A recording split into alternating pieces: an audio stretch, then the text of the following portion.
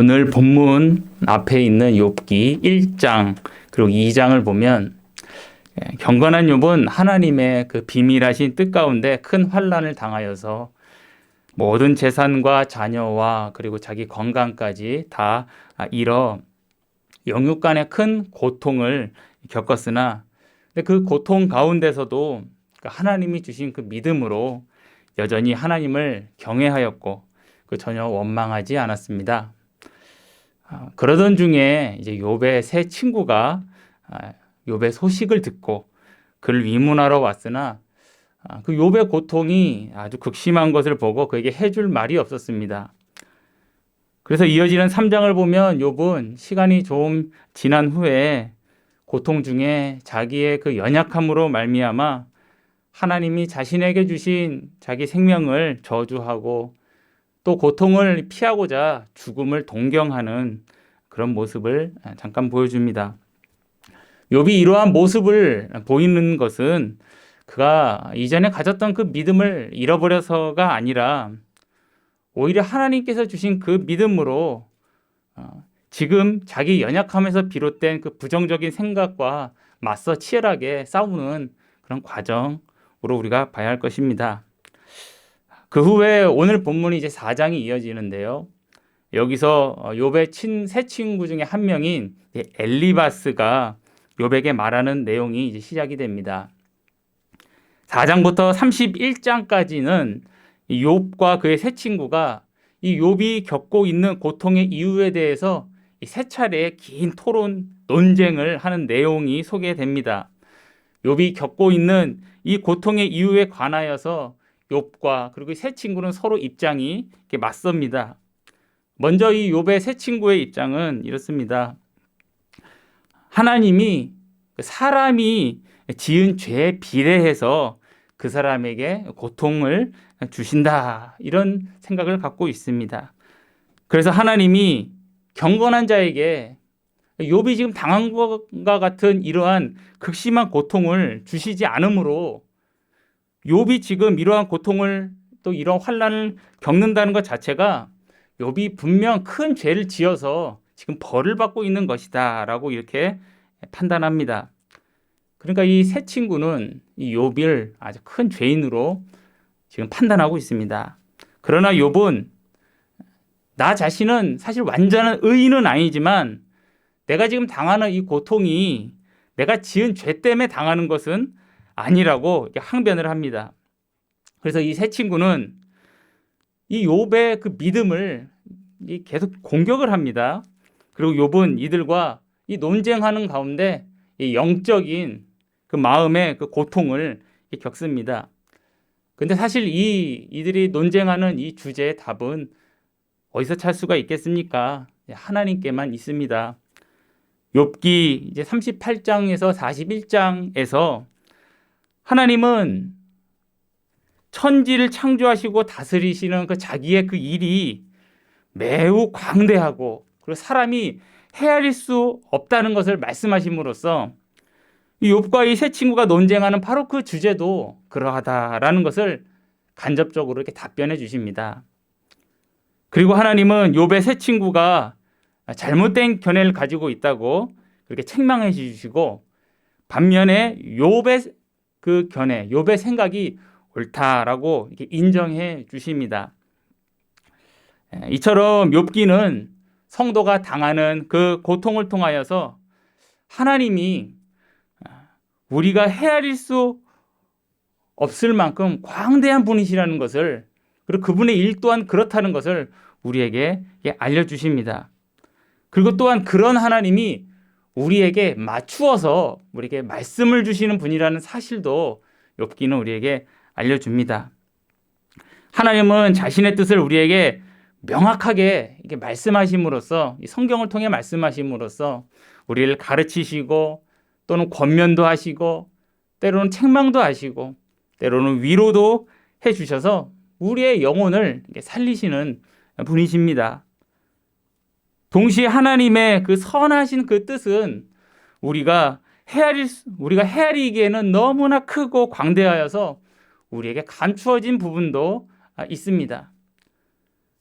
그래서 하나님은 욥기를 통해서 성도인 우리가 창조자이시며 구속자이신 그 광대하신 하나님을 경외하고 또 그분의 말씀에 따라서 그분의 선하심을 믿으며 이 땅에서 어떠한 형편 가운데서도 하나님을 예배할 것을 이렇게 말씀합니다.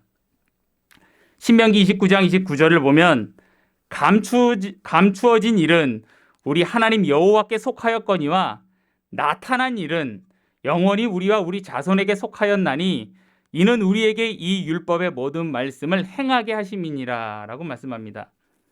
그래서 감추어진 일이 있고 또 하나님께서 우리에게 나타내 주신 일이 있다 이렇게 말씀하고, 감추어진 일은 하나님께 속하여서 우리에게 드러나지 않으나 나타난 일은 하나님께서 우리에게 우리의 것이 되게 하셔서 우리로 하여금 그것을 믿고 또 그 말씀을 따라 행하게 하신다 이렇게 말씀합니다. 성도가 겪는 시련, 환난, 고통에 대한 하나님의 뜻에 관해서 하나님이 감추어 주신 부분은 우리가 현재 알 수 없습니다. 그러므로 이것을 이 욥의 새 친구들처럼 자의적으로 생각하고 판단해서는 안 됩니다. 그러나 하나님이 그 성도의 고통에 관하여서 우리에게 드러내신 뜻은 또 있습니다. 그것은 우리가 믿고 확신하고 또 그것을 따라야 합니다. 요한계시록 3장 19절을 보면 무릇 내가 사랑하는 자를 책망하며 하여 징계하노니 그러므로 내가 열심을 내라 회개하라 이렇게 말씀합니다. 하나님은 자기 자녀가 죄를 향하여 이렇게 나아갈 때 그 길에서 돌이켜 하나님을 다시 따르게 하게 하시고자 징계로서 고통을 주시기도 하심을 방금 이 요한계시록 말씀이 우리에게 알려줍니다. 그러니까 징계는 죄값을 치르는 것이 아니라 우리의 교정을 위한 회초리와 같습니다. 이런 고통이 있을 때 하나님이 주신 그 진실한 믿음으로 우리는 하나님께 나아가야 됩니다. 거룩하신 하나님이 그 가운데 우리로 하여금 나 자신의 죄를 알게 하시고 또 거기서 회개도 하게 하시고 또 더 간절하게 하나님의 도우심을 구하게 해 주실 것입니다. 또 히브리서 2장 11절을 보면 무릇 징계가 당시에는 즐거워 보이지 않고 슬퍼 보이나 후에 그로 말미암아 연단받은 자들은 의와 평강의 열매를 맺느니라 라고 말씀합니다. 이처럼 하나님은 우리의 이 그릇된 마음과 삶을 교정하시고 온전하게 회복시켜 주신다는 것을 이렇게 말씀하십니다. 바로 이것이 하나님이 성도가 징계로서 당하는 그 시련에 대해서 하나님이 우리에게 드러내 주신 뜻입니다. 또 징계 외에도 하나님은 자기 자녀의 믿음을 더 증진시키고 그리고 하나님을 더 찾고 또 의지하게 하시고자 시련을 주심을 성경이 우리에게 알려줍니다. 시편 50편 15절을 보면 환난 날에 나를 부르라 내가 너를 건지리니 내가 나를 영화롭게 하리로다 라고 말씀합니다. 이처럼 하나님은 환난을 당한 자기 자녀가 자기를 찾으면, 하나님을 찾으면 환난에서 건져주겠다라고 이 말씀에서 우리에게 분명히 약속해 주십니다. 그러므로 이 약속을 믿고 우리가 하나님께 나아가야겠습니다. 하나님은 겸손히 은혜를 간구하며 기도하는 자에게 응답해 주셔서 그 기도한 성도가 하나님의 은혜를 분명히 인식할 수 있게 해주시고 그리고 그가 그 응답하신 하나님께 감사의 찬송을 올리게 하셔서 하나님은 그로부터 영광을 이렇게 받으십니다. 이것이 성도의 환난에 대해서 우리에게 드러난 하나님의 뜻입니다. 또 성도를 향한 하나님의 뜻은 분명히 드러나기도 하고 감추어지기도 하지만 그 뜻은 전체적으로 하나님의 선하신 뜻입니다. 왜냐하면 하나님은 선하시기 때문입니다. 베드로전서 4장 12절도 보면 사랑하는 자들아 너희를 연단하려고 오는 불시험을 이상한 일 당하는 것 같이 이상히 여기지 말고 라고 말씀합니다. 성도의 삶에 여러 연단이 있음을 그리고 그걸 이상하게 여기지 말 것을 우리에게 하나님이 성경을 통해 말씀하십니다. 성도인 우리에게 어떤 연단이 찾아올지 또 그것은 언제 찾아올지 우리는 알 수 없기 때문에 그렇다고 해서 우리가 그걸 또 불안해 할 필요는 없습니다. 왜냐하면 하나님은 자기 자녀인 우리를 도우시고 구원해 주시겠다라고 성경에서 우리에게 약속해 주셨기 때문에 그러합니다.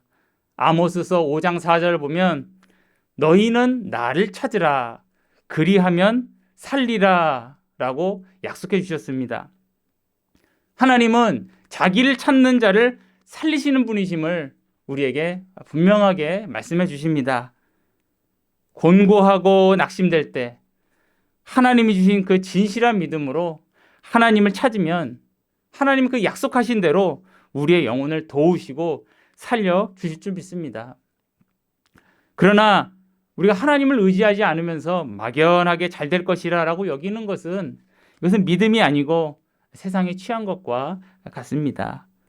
그러므로 공부할 때는 물론이고 평온할 때도 하나님의 그 약속의 말씀을 의지하여서 하나님께 더욱 깨어 기도하면 모든 역경을 겸손히 받아들일 수 있게 주님이 은혜 베푸시고 또 그 역경이 지나가도록 하는 그 은혜도 우리에게 베푸실 줄로 믿습니다. 오늘 이제 본문을 좀 주목하겠습니다. 오늘 욥의 세 친구 중에 대만 사람 엘리바스가 이제 이 3장에서 욥이 고통으로 말미암아 탄식하는 말을 듣고 이제 답변하는 내용이 오늘 저희가 읽은 4장부터 시작되는데요. 그 내용이 4장과 5장으로 이어집니다. 앞에서 말씀드렸듯이 이 엘리바스는 하나님이 경건한 자에게 욥이 당한 이렇게 큰 고통을 주시지 않으므로 욥이 분명히 하나님 보시기에 큰 죄를 지었기에 이런 벌을 받는 것이다 라고 잘못된 생각을 지금 가지고 있습니다. 일례로서 7절에 엘리바스는 이렇게 말합니다. 생각하여 보라. 죄 없이 망한 자가 누구인가? 정직한 자의 끊어짐이 어디 있는가? 이렇게 말합니다.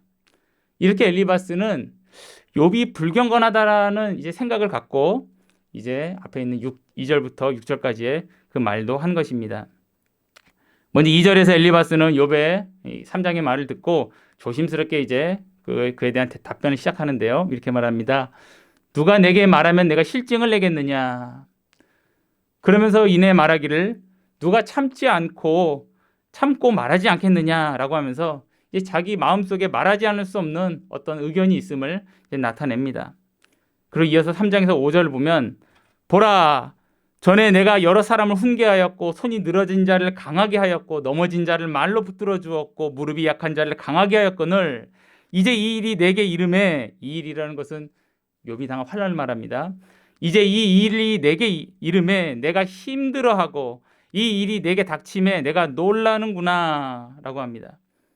엘리바스는 이전의 욥이 여러 사람들의 훈계자요 권면자요 위로자였다라고 이렇게 말을 합니다. 경건한 욥이 무엇으로 훈계하고 권면하고 위로했겠습니까? 바로 하나님의 말씀으로 그리하였을 것입니다. 그러나 엘리바스는 이러한 욥이 지금 이렇게 큰 고통을 당하는 이유가 욥이 그 사람들 몰래 큰 죄를 짓고 있던 불경건한 자이기 때문이라고 이게 지금 판단하고 있습니다. 그래서 엘리바스가 결론 내리기를 욥은 자기가 진정 믿지도 않고 따르지도 않는 그 하나님의 그 말씀을 사용해서 사람들을 훈계하고 권면하고 위로하였기 때문에 욥은 겉으로는 경건한 모양을 지녔지만 실제로는 더 큰 죄악을 지으면서 산 위선자다. 이렇게 지금 욥에 대하여 결론을 내렸습니다. 더 나아가 6절에서 엘리바스는 욥에 대해서 말하기를 내 경외함이 내 자랑이 아니냐, 내 소망이 내 온전한 길이 아니냐라고 합니다. 즉 엘리바스는 욥에게 경외함과 그리고 온전한 삶이 그의 자랑거리요 소망거리였는데 실상은 그에게 하나님께 대한 경외함과 그 온전한 삶이 없었다. 지금 이렇게 판단을 하고 있습니다. 엘리바스는 고통의 원인에 대해서 근본적으로 잘못된 생각을 가지고 있어서 욥을 지금 위선자로 지금 여기고 있습니다.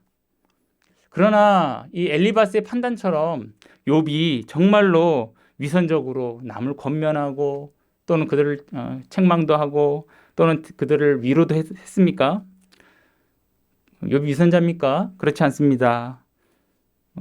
하나님은 욥이 실현당하기 전에 그에 대해서 다음과 같이 말씀했습니다. 1장 8절인데요. 그와 같이, 그러니까 욥을 가리킵니다. 그와 같이 온전하고 정직하여 하나님을 경외하며 악에서 떠난 자가 세상에 없느니라. 이거 하나님의 판단입니다. 하나님께서 욥에 대하여 이렇게 말씀하셨습니다. 하나님을 경외하였다 이렇게 말씀하고 있습니다.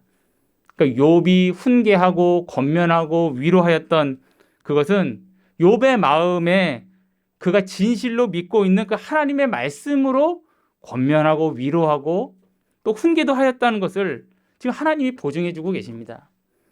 욥은 위선자가 아닙니다. 그럼에도 엘리바스는 이렇게 욥의 믿음을 공격함으로써 지금 욥의 영혼을 더 고통스럽게 하고 있습니다. 그러니까 엘리바스의 이 경솔하고 이 잘못된 판단이 한 영혼을 지금 얼마나 큰 고통의 나락으로 밀어버리고 있는지를 우리가 보게 됩니다.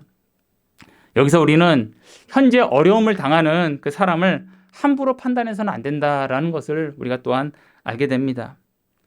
오히려 고통당하는 자에게 말이 필요하다면 그것은 바로 욥이 이전에 행했던 그 하나님의 권면과 위로의 그 말씀이 지금 욥에게 필요하고 오히려 엘리바스가 그런 말을 해줘야 할 것입니다.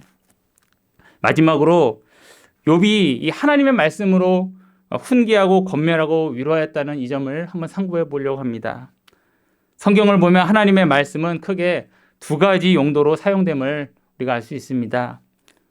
첫째는 바로 하나님의 진리와 그리고 선과 악을 가르쳐 주는 것입니다. 시편 119편 160절에 주의 말씀의 강령은 진리이오니 주의 의로운 모든 규례들은 영원하리이다 라고 말씀합니다. 하나님의 말씀이 진리이고 그래서 그 말씀은 영원하다라고 우리에게 말씀합니다. 또 요한복음 17장 17절에서 예수님 말씀하시기를 아버지의 말씀은 진리니이다 라고 또 말씀합니다. 하나님은 자기의 말씀에서 하나님 자신을 확실하게 우리에게 알려주시고 또 무엇이 선하고 무엇이 악한지를 구별할 수 있게 해주십니다. 또 디모데전서 3장 15절을 보면 성경은 능히 너로 하여금 그리스도 예수 안에 있는 믿음으로 말미암아 구원에 이르는 지혜가 있게 하느니라 라고 말씀합니다. 그러니까 우리의 구원이신 예수 그리스도도 바로 오직 성경 말씀인 이 성경을 통해서만 알 수 있음을 우리에게 성경이 알려줍니다. 이처럼 성경은 우리에게 진리를 알려주고 선과 악을 가르쳐줍니다. 또 하나님의 말씀의 두 번째 용도는 훈계하고 권면하고 우리를 위로해 주는 것입니다.